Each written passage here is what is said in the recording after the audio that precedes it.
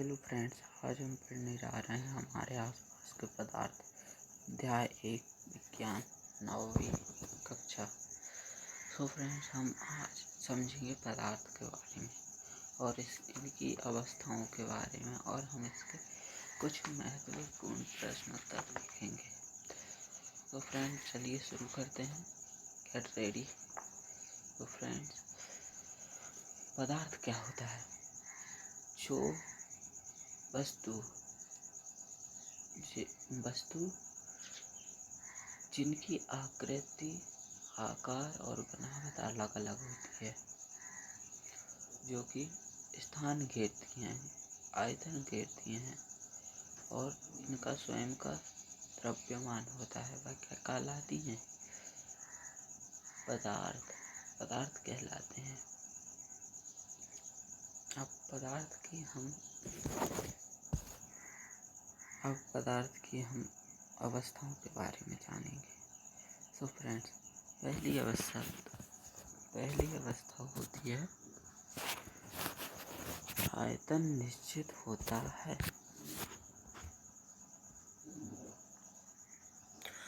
पहली अवस्था होती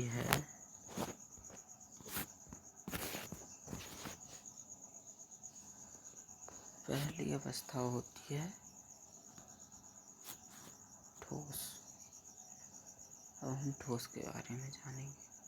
पहली अवस्था क्या होती है? ठोस। कुल 3 अवस्थाएं होती हैं पदार्थ की, जिसमें से एक अवस्था क्या है? ठोस। अब हम ठोस अवस्था के बारे में पढ़ें। ठोस अवस्था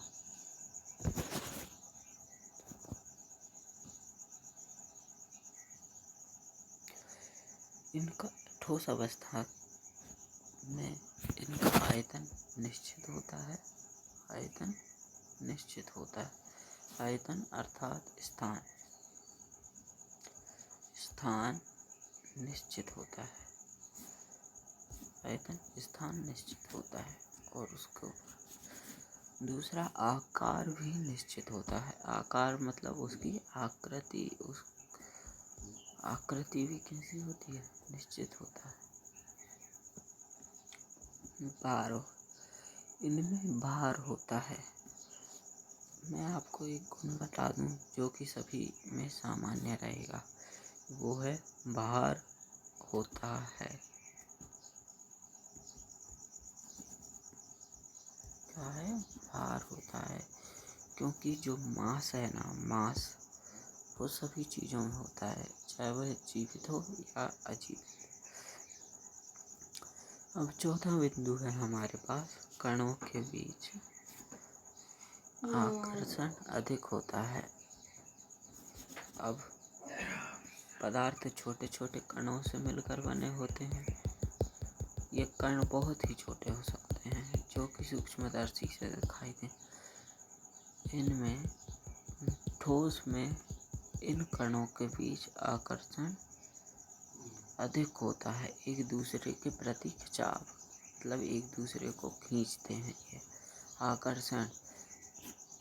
आकर्षण अधिक होता है।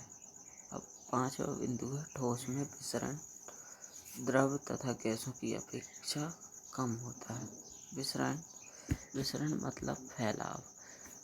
अब आपको एक पॉइंट समझा। कणों के बीच आकर्षण अधिक होता है तो विसरण द्रव और गैसों की अपेक्षा कम होगा। क्यों? क्योंकि जब कण एक दूसरे को दूर जाने नहीं देंगे तो विसरण कैसे होगा? कण एक दूसरे को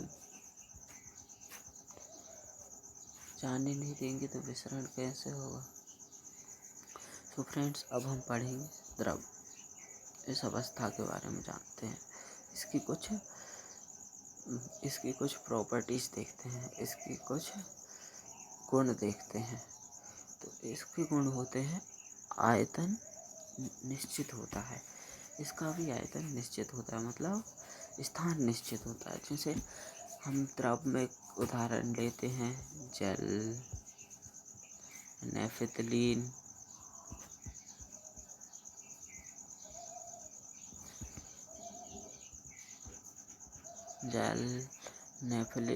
नेफिलीन कई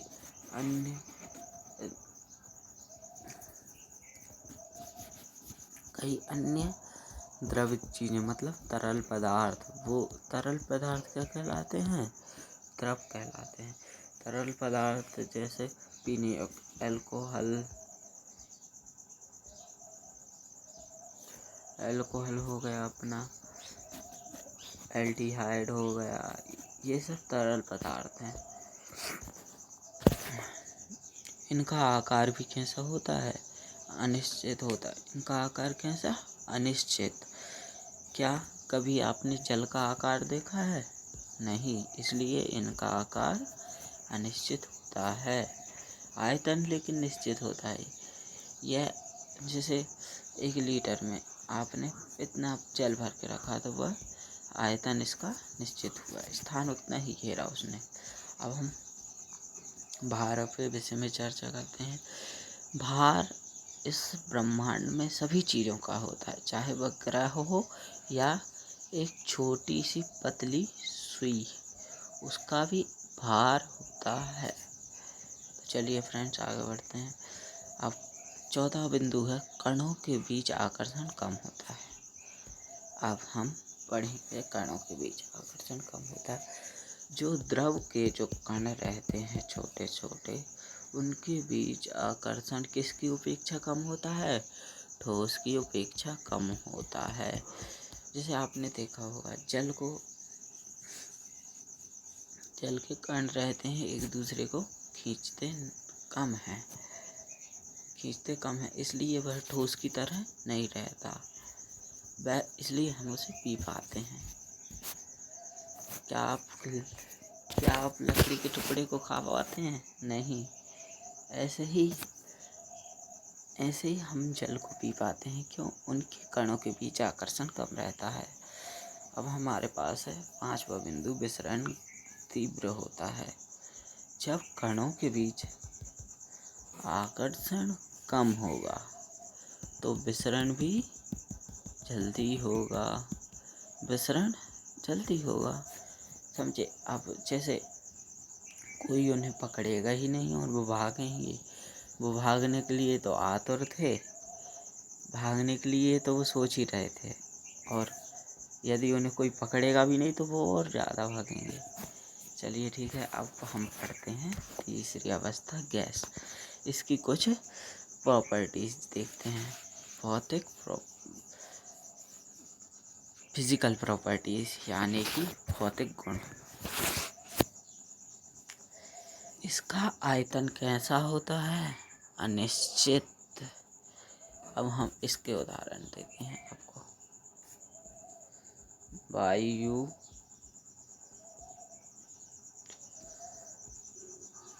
हाइड्रोजन, ऑक्सीजन, कार्बन डाइऑक्साइड, ये सब क्या है? इसके उदाहरण हैं।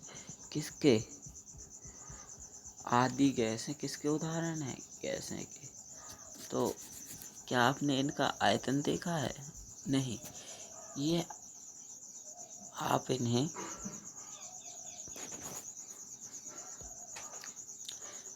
इतनी बड़ी बोतल में भी कैद कर सकते हो या इतनी बड़ी बोतल में भी। तो फ्रेंड्स, आपने इनका आयतन देखा है? नहीं। अब हमारे पास आकार की बारी है। आकार भी अनिश्चित होता है। क्या कभी किसी ने गैस का आकार देखा है कि वह इतनी बड़ी है? नहीं। अब हमारे पास है भार।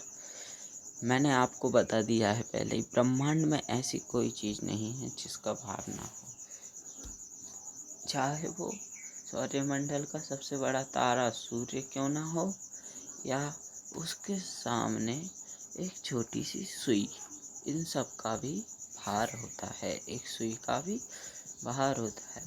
सुई तो बहुत बड़ी हो गई।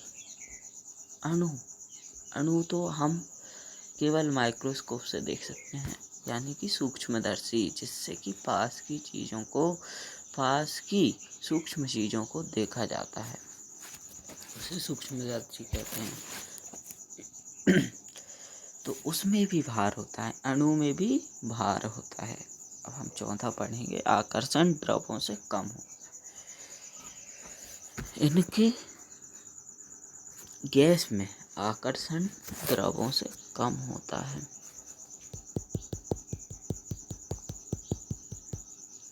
ये इसके कण है, ये भी इसके कण है गैस के। इनमें द्रवों से कम आकर्षण होता है, द्रवों से कम आकर्षण होता है, इसलिए ये एक दूसरे को नहीं पकड़ पाते, एक दूसरे को नहीं पकड़ पाते, कम पकड़ पाते हैं। तो फ्रेंड्स, विसरण द्रवों से अधिक होता है। विसरण द्रवों से अधिक होता है मतलब विस्तार, फैलाव किससे अधिक होता है? द्रवों से। क्यों? क्यों जब कणों के बीच आकर्षण नहीं रहेगा लेकिन कम रहेगा, तो क्या विसरण होगा? हाँ, होगा, क्योंकि कण एक दूसरे को पकड़ नहीं पा रहे हैं। तो फ्रेंड्स, अब हम राशियों के बारे में जानेंगे।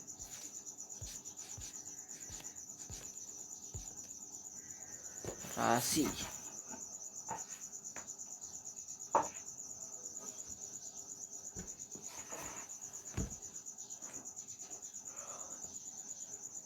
राशि दो टाइप की होती हैं, एक सदिश राशि और एक अदिश राशि। सदिश राशि में बहुत सारी राशियाँ आती हैं। फिलहाल के लिए पढ़ने के लिए बस इतनी है। तापमान, लंबाई, सन्निहित, भार, आयतन, घनत्व, दाब। अब तापमान का मात्रक हमारे पास क्या है? केल्विन। तापमान का मात्रक हमारे पास क्या है? केल्विन। इसका प्रतीक है कैपिटल के। अब हमारे पास लंबाई मापने के लिए आपने सुना ही होगा, मीटर। लंबाई को कैसे मापते हैं? मीटर से। तो इसे हम स्मॉल m से डिनोट करते हैं। और हमारे पास है सन्निहित। सन्निहित मतलब वजन। सन्निहित मतलब वजन, इसे हम केजी से नापते हैं। अब हमारे पास है भार। भार को न्यूटन नामक साइंटिस्ट ने पहले नापा था, तो उन कैपिटल एन से इसे नापते हैं। अब हमारे पास है आयतन, घन मीटर। घन मीटर मतलब घन में मीटर का, मीटर में घन, ठीक है। तो इसे हम घन मीटर कहेंगे। इसे स्मॉल m से डिनोट करते हैं, लेकिन उसकी घात 3 रहेगी। अब हमारे पास है घनत्व, किलोग्राम प्रति घन मीटर। किलोग्राम प्रति घन मीटर। इसे हम kg m-3 से डिनोट करते हैं। अब हमारे पास है दाब।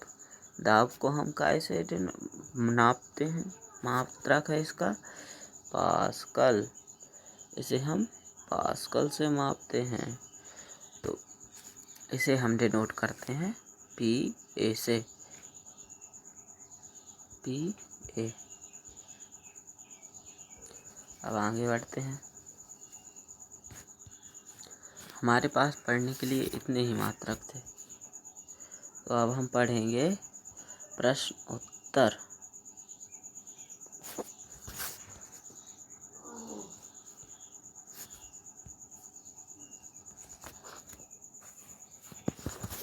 प्रश्न उत्तर हमारे पास सबसे प्रथम प्रश्न है, निम्नलिखित तापमानों को सेल्सियस इकाई में परिवर्तित करें।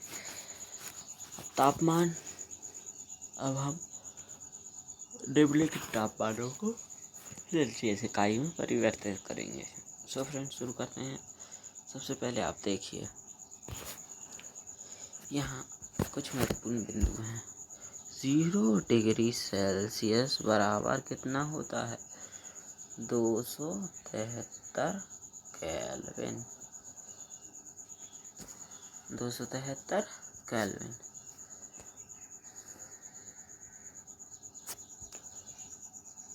इसके दो मात्रक होते हैं तापमान के, एक होता है केल्विन, एक सेल्सियस और एक फ़ारेनहाइट, 3 होते हैं।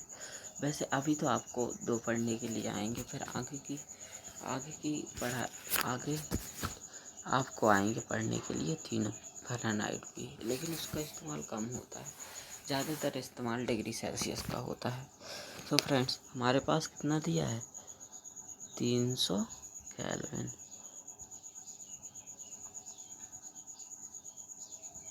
हमारे पास दिया है 300 केल्विन, और हमें पता है कि 0 डिग्री सेल्सियस को क्या लिख सकते हैं? 273 केल्विन। तो हम इसे डिग्री सेल्सियस में बदलने के लिए इसे डिग्री सेल्सियस से इसे माइनस कर देंगे। 0 डिग्री सेल्सियस को 300 केल्विन से माइनस कर देंगे। अब हम कर दिया।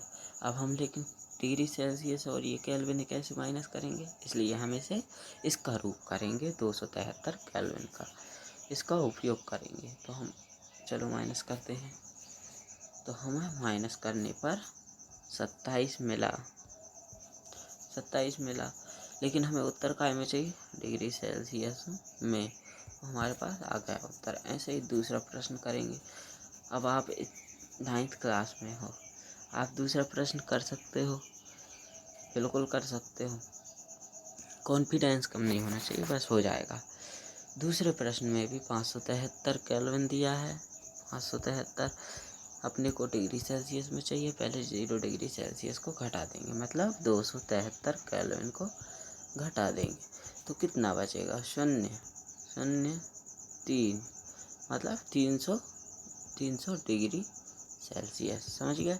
अब हम दूसरा करेंगे। अब हमारे पास है प्रश्न क्रमांक 2। प्रश्न क्रमांक 2 में दिया है निम्नलिखित तापमान को केल्विन इकाई में परिवर्तित करिए। केल्विन इकाई में परिवर्तित करने के लिए आपको पता है, हमें पता है कि 0 डिग्री सेल्सियस बराबर 273 केल्विन। तो हमारे पास यहाँ कितनी डिग्री सेल्सियस दिया? हमारे पास यहाँ दिया है 25 डिग्री सेल्सियस। 25 degree Celsius. इसमें हम 273 डिग्री को जोड़ देंगे, 273 अंश को जोड़ देंगे, तो हमारे पास आया 298 केल्विन। क्यों? हमें उत्तर केल्विन में चाहिए था, इसलिए हमने इसमें जोड़ दिया। उसमें क्या किया था? हमने घटाया था। अब ठीक है, अब इसका भी दूसरा भी 373 केल्विन, हमें 373 डिग्री सेल्सियस हमें दिया है। अब हमें इसमें जोड़ना है कितने? 273 केल्विन। 273 डिग्री सेल्सियस को जोड़ा तो हमारे पास 646 केल्विन आया। अब हम आगे करेंगे